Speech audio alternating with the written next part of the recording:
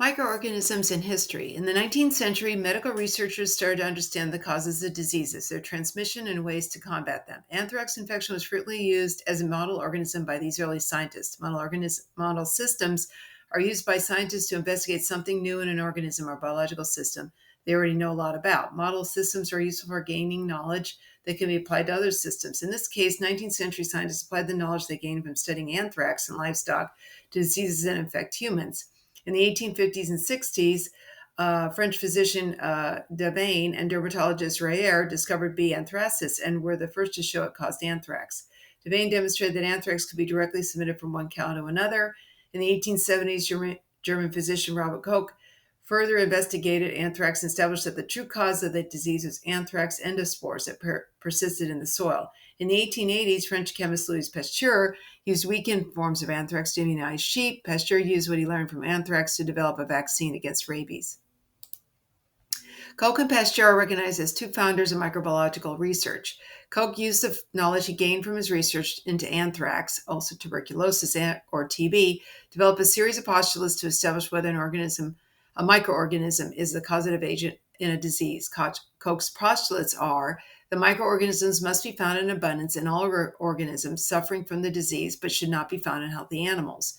Two, the microorganism must be isolated from a diseased organism and grown in pure culture. Number three, the cultured microorganisms should cause disease when introduced into a healthy organism.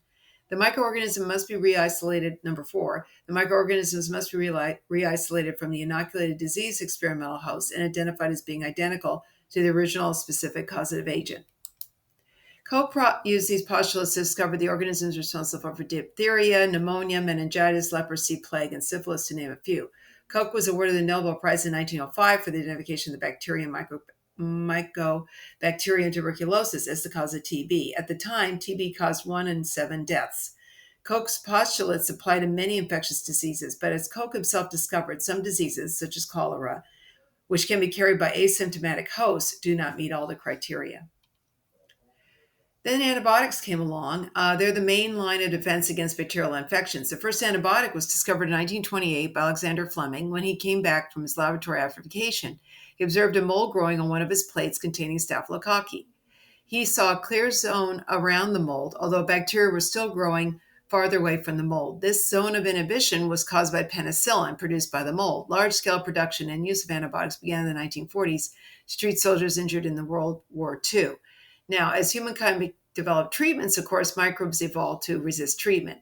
A pathogenic bacterium that has recently evolved is a methicillin-resistant Staphylococcus aureus, or MRSA. MRSA is a strain of S. aureus that has developed resistance to most antibiotics and is extremely difficult to treat. S. aureus is a common inhabitant on the human skin and causes pimples, skin infections, wound infections, and toxic shock syndrome. Methicillin, an antibiotic related to penicillin, was first used in English hospitals in 1959, but 2 years later, methicillin-resistant S. aureus was detected in hospitals. In 2005, MRSA caused almost 100,000 infections and 18,000 deaths in the United States alone. New therapies are being developed to combat MRSA, including new antibiotics, viruses that attack bacteria, phage therapy, and fly maggot therapy to help clean out wounds. As a result, although MRSA remains a significant public health problem in the United States, rates of hospital onset severe MRSA infections are declining. So we're always looking for developing new antibiotics and strengthening the antimicrobial pipeline. Resources are being provided to support proper use of antibiotics in developing countries in order to slow the spread and development of antibiotic resistance. Bacteria structure and function. Bacteria are much less complex than eukaryotic cells. The inside of the cell is referred to as cytoplasm, contains 70 S ribosomes used in protein synthesis during translation. Most bacteria contain a single loop of genomic DNA, gDNA, in a centralized area called the nucleoid, and sometimes have small extra loops of DNA called plasmids, and are important tools in genetic engineering. Bacteria are enclosed by a plasma membrane and a peptidoglycan cell wall. The cell wall is composed of two alternating sugars, NAM and NAG, in a polymer that's cross-linked with small peptides. Penicillin-based antibiotics prevent bacterial growth by disrupting the formation of the bacterial cell wall by inhibiting peptide cross-linking, which makes the cell wall weak. But bacteria are classified into two groups based on the thickness of the peptidoglycan cell wall. Thick cell walls enable bacteria to absorb microbial stain called gram stain, while thin walls cannot retain the stain. Bacteria are classified as gram-positive if they take up the stain, or gram-negative if they do not. Bacteria classified as mycoplasma, however, do not take up gram stain because they lack a cell wall and have only a thick cell membrane. Bacteria may also be enclosed in a protective polysaccharide capsule that lies outside the cell wall. Small hair-like projections called pili are often present on the outside of bacteria and help with cell-to-cell contact and adhesion. Many bacteria also have flagella that enable them to move and swim in aquatic environments. I'm going to move over now to types of culture, since we're going to be streaking plates. Culturing bacteria in the laboratory. There's solid media. Bacteria can either be grown on solid media that usually contain agar as a gelling agent or suspended in liquid media. The choice of growth medium depends on the purpose of the culture or experiment. Solid media are referred to as agar because the solidifying agent that's derived from marine algae is called agar. Bacteria, yeast, and some plant cultures are grown on solid media in petri plates, slants, and deep tubes. Petri plates are used to isolate individual colonies of bacteria. The plates provide a large surface area to spread out the culture to yield an isolated clone. Petri plates should be stored upside down to prevent condensation from dripping onto the culture. Slants, which take up much less storage space than Petri plates, are made by pouring the agar into a tube and allowing it to set at an angle, which provides a larger surface area for inoculating bacteria than just the diameter of the tube. Slants are used to culture bacteria for a short period of time, but not to isolate colonies. Bacteria grown on Petri plates or slants can be stored for 1 to 2 weeks at 4 degrees Celsius. Deep tubes, stab cultures, and LB agar. Deep tubes are used to store and study bacteria in stab cultures, where bacteria on an inoculation loop or needle are stabbed 2 or 3 times into the deep tube acidified agar. It'll be grown for 24 hours and stored at room temperature for up to 1 year.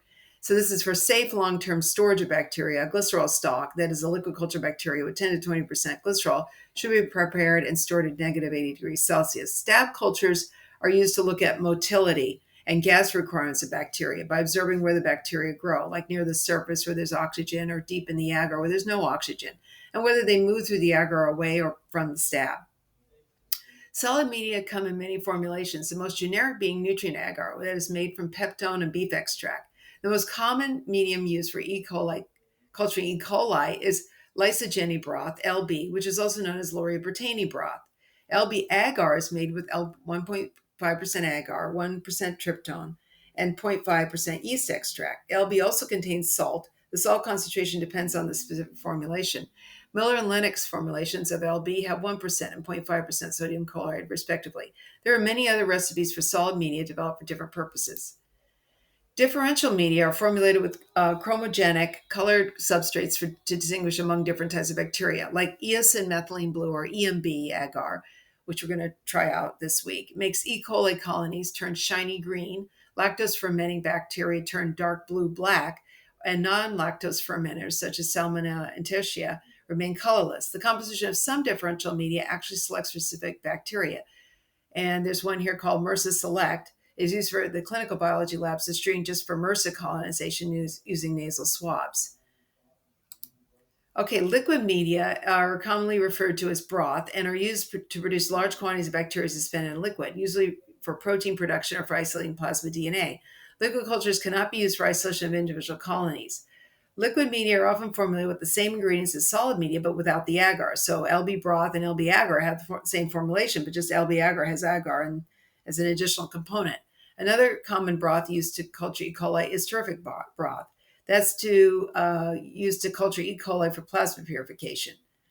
Antibiotics sometimes are used to select for resistant bacteria, and they'll place those into the broth. The presence of antibiotics in liquid cultures is even more important than on solid media because it's containing microorganisms are easily overwhelmed in a liquid culture. Tools. So we use some tools necessary for microbiological cell culture. We use an inoculation loop that's platinum or nichrome wire with a small loop at the end, while an inoculation needle is just a straight wire. Both inoculation loops and needles have an aluminum handle for quick heat dissipation. Inoculation loop can also be made of sterile disposable plastic, which we're going to basically use in this lab. Bunsen burners are used to heat sterilize inoculation loops and the mouths of glass bottles, culture tubes, or culture flasks. Bunsen burners also maintain an upward air current that reduces airborne contamination. But we don't have gas in this lab room, so we'll be down to the pressurized disposable plastic inoculation loops, which eliminate the requirement for heat sterilization, will be available. Spreaders are they look like little hockey sticks. Spread bacteria evenly over Petri plates. They can be disposable and made of sterile plastic, and they can be made of a bent glass or metal rod. Small sterile glass beads can also be used to spread bacteria on the plant. I'm not really a big fan of those because you have to lift open the plate and take them out. But some are that's used in sometimes for some labs. Equipment incubators maintain a constant temperature. Some incubators have a shaking platform that allows liquid cultures to be shaken while being incubated. Some water baths have a shaking apparatus. Shaking is necessary to oxygenate an aerobic culture for optimal growth. Industrial manufacturing, bacteria are usually grown on a large scale in specialized vats called fermenters and bioreactors. Under controlled conditions, fermenters and bioreactors have inlets and outlets to regulate pH, nutrient, oxygen levels, and are constantly monitored to maintain optimal growth conditions. They can be 5 to 100,000 liters in size. And we'll talk more about those in chapter 9. We talk about scale up. And then aseptic technique. So I'm not going to read all of this, but the gist of aseptic technique is just to prevent the introduction of unwanted organisms in an environment. It is important in research labs and operating rooms and hospitals. In a microbiology laboratory, aseptic technique is just used to transfer one bacterial monoculture in a fresh medium without introducing any contaminating microorganisms. It is a very conscious effort to avoid contact between any non-sterile items and sterile items. So keeping hands and all surfaces clean, washing your hands thoroughly, wipe down work surfaces with 70% alcohol or antimicrobial cleanser, change gloves frequently, don't create aerosols removing gloves, or avoid introducing contaminants into your clean work area. Air, of course, air itself is a source of contamination. So when containers are open or not in use, always use the cap as a shield to prevent airborne bacteria, or you're using the lid of the dish to prevent bacteria or fungal spores from settling into the container or the dish. So it is performed next to a Bunsen burner. If you can use that for glassware so that you get an upward flow of air due to convection, reducing the chance of airborne contaminants settling into cultures. But holding the lid over the bottom plate when opening a petri dish, sort of, I call it clamshell style, that prevents anything from dropping down to it. Never open the plate and just leave the lid open, like sitting down on the bench. Kind of hold it with one hand like clamshell and then be doing your work with your other hand. Arrange your workspace so it is not necessary to reach over sterile containers. Don't put any sterile items such as bottle caps or pipettes on the work surface. Try to put them up the other way. Careful with pipette tips. Never touch anything that's non-sterile. Pay constant attention to all the steps taken. A whole day's work could be ruined by one oversight that introduces a contaminant. And then when you're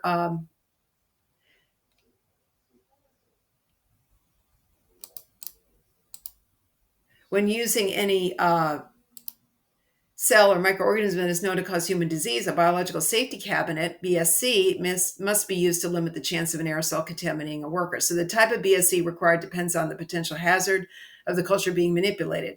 In a biosafety level 1 lab, which is this lab, a BSC is not necessary because the microorganisms cultured are known not to cause human disease. We just use BSL1 microorganisms. Human cells should be treated as though they were infected with human pathogens. It must always be cultured in a BSC. Tissue culture hoods, which are class 2 BSCs, are used to maintain sterility within the hood and reduce the chance of contamination of the culture. Using streak plate technique to isolate single colonies. Most microbiological work requires that a cell culture be started from a single colony. A colony is a single bacterium that is multiplied on a solid medium in millions of clones of itself and looks like a round visible dot on the solid medium. Streak plate method allows isolation of a single colony from a bacterial culture by splitting the plate into quadrants and diluting the bacteria repeatedly as the loop is streaked through each quadrant. Then labeling media. And tubes or petri dishes containing media or bacterial cultures must always be properly labeled. When pouring a petri plate, the plate should be labeled ahead of time. The label should be on the outside of the bottom plate, which is the smaller of the two, and written in an arc around the outer edge so that it doesn't interfere with viewing bacteria on the plate. The label should list the type of agar, the date poured, the initials of the person who poured the plates. Once the plate is inoculated, it should be further labeled with the name of the microorganism, the number in the experimental series. There's something you have to put in addition, and the date it was inoculated. Deep tube cultures or slants should be labeled on the side of the tubes with the same information described above for plates. Okay, so that's the end of that story. We'll be streaking plates to isolate colonies. Let's go back to the main story here.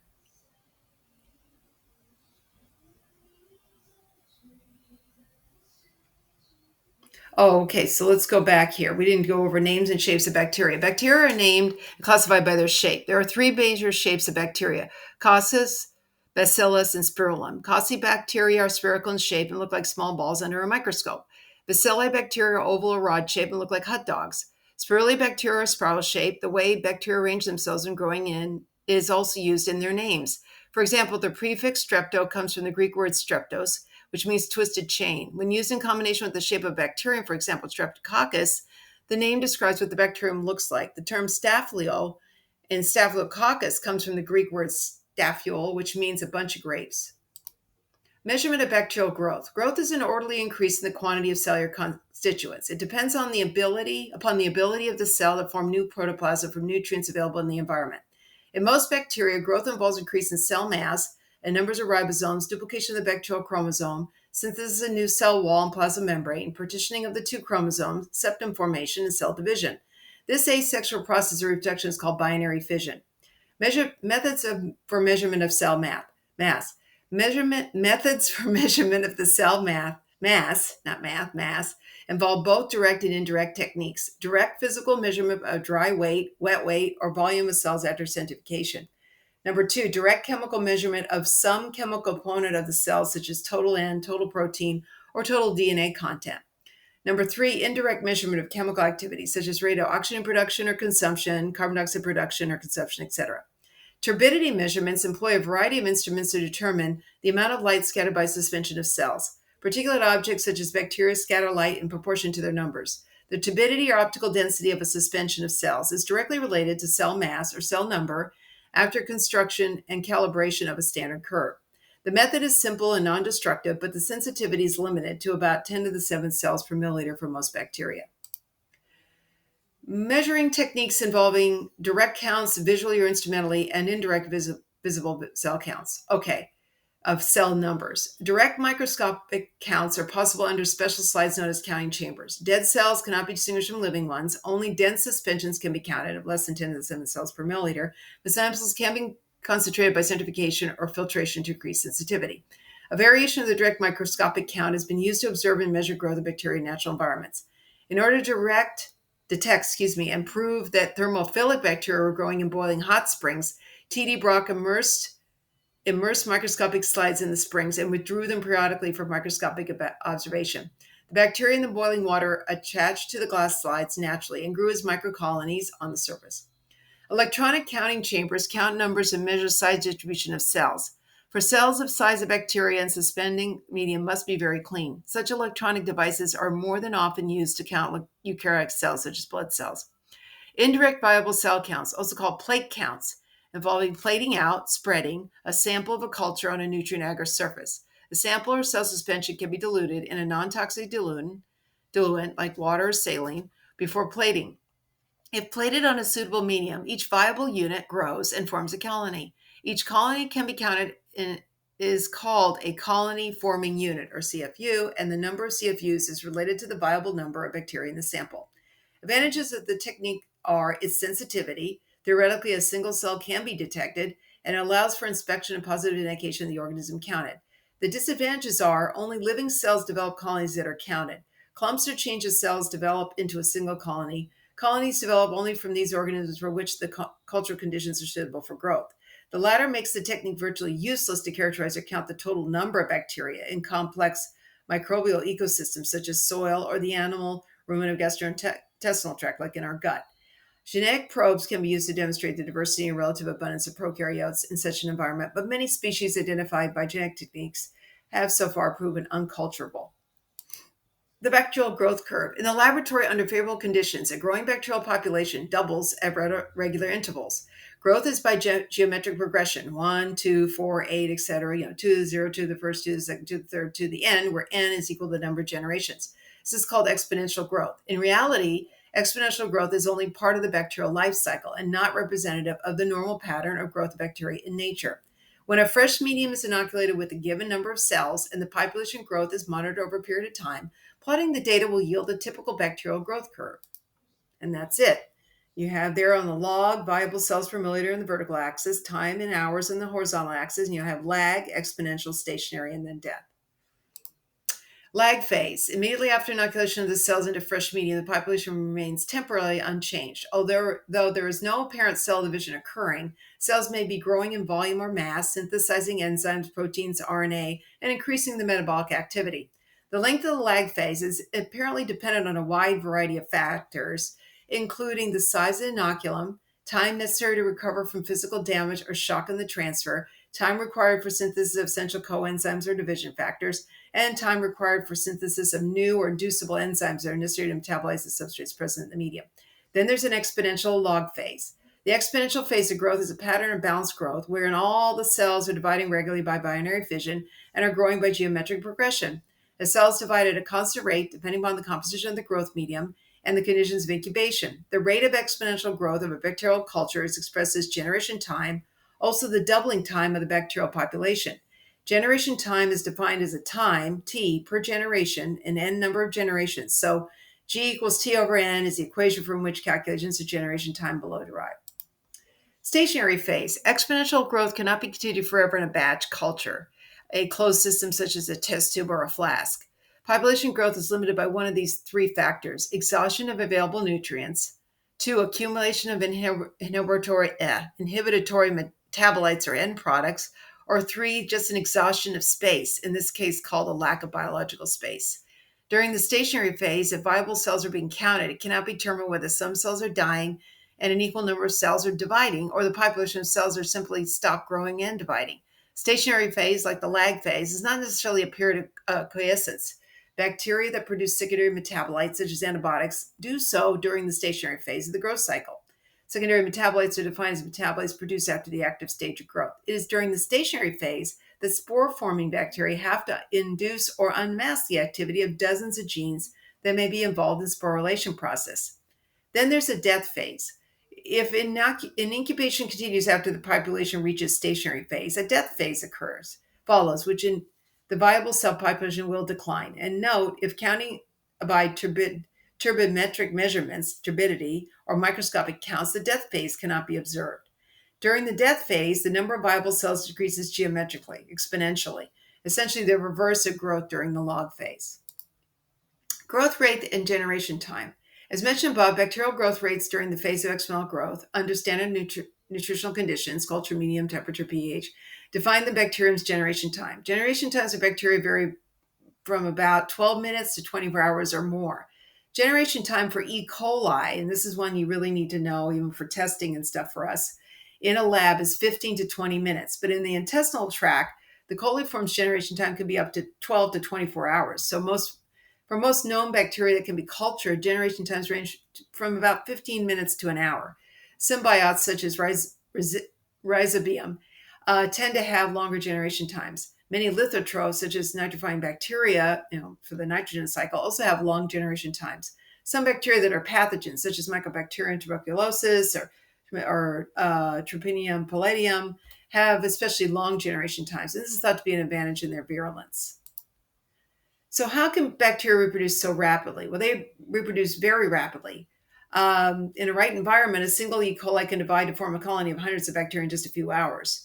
So there's bacterial reproduction, as we just mentioned before. They can be single cell prokaryotic organisms, don't have a male or female version. So bacteria reproduce asexually. In asexual reproduction, the parent produces a genetically identical copy of itself. And there's just, as we said before, binary fission. They reproduce through a process called binary fission. During binary fission, the chromosome copies itself, forming two genetically identical copies. They don't go through mitosis or meiosis or anything. Then the cell enlarges and divides into two new daughter cells. The two daughter cells are identical to the parent cell. Binary fission can happen very rapidly. Some species of bacteria can double their population in less than 10 minutes. This process makes it possible for a tremendous bacterial colony to start from a single cell. Well, they can do this. They can exchange DNA. It's not really considered sexual reproduction. Are there male and female bacteria? No, there isn't. So sexual reproduction doesn't occur in bacteria. But not all new bacteria are clones. This is because bacteria can acquire new DNA. And that happens in three ways. Conjugation. In conjugation, DNA passes through an extension on the surface of one bacterium. It's called the pilus, and it travels to another bacterium. Bacteria essentially exchange DNA via conjugation. Transformation is when bacteria just picks up pieces of DNA, like plasmids that came from dead bacteria from their environment. And transduction means that viruses that infect bacteria will carry the DNA from one bacterium to another. And usually these are all things that are for antibiotic resistance. And we'll get into that when we do the labs about transformation, transduction. We're going to do conjugation because I think you did it last year, but we're not going to do that one, but we'll do transformation and transduction. You can see that happening, and it'll be the actually the characteristic of the trait of antibiotic resistance that we can figure out. Okay, there are environmental requirements, including oxygen, temperature, and salt levels. So aerobic bacteria, they love high levels of oxygen to grow at their maximum rate. Aerobic bacteria are called obligate aerobes if oxygen is absolutely necessary for their growth, or facultative aerobes if they just grow better in the presence of oxygen, but it's not required. Anaerobic bacteria prefer to grow in the absence of oxygen. Anaerobic bacteria are called obligate anaerobes if the absence of oxygen is absolutely necessary for their growth, or facultative anaerobes if they just grow better in the absence of oxygen. Ascarius is a facultative anaerobe, and it grows much faster in an aerobic environment such as puncture wounds. Bacteria also have growth temperatures and are divided into three major groups. There's a psychrophilic, there's a mesophilic, and there's a thermophilic. Psychrophilic bacteria grow best in cold conditions like negative 15 to 10 degrees Celsius. Mesophilic bacteria grow best between 15 and 40 degrees Celsius. It's like what's found in our gut. And thermophilic bacteria grow best between 45 and 80 degrees Celsius. Of course, there are string thermophiles, hypothermophilic bacteria, which thrive at temperatures above 80 degrees Celsius. Then there's the Thermus aquaticus bacterium, which is discovered in Yellowstone National Park, was a source of Taq DNA polymerase, which we use in the polymerase chain reaction, or PCR. E. coli are ubiquitous mesophiles that live in the human colon, or our gut. Strains of non-pathogenic E. coli are commonly used in lab research and are grown in incubators at 37 degrees Celsius to mimic the temperature inside the human colon, which is body temperature. There are also pathogenic forms of E. coli responsible for food poisoning outbreaks. Salt, sodium chloride, is required for the growth of most bacteria and to maintain the osmotic balance between their environment and the inside of the cell. Bacteria that live in extremely salty conditions are called halophiles. Okay, so that's that.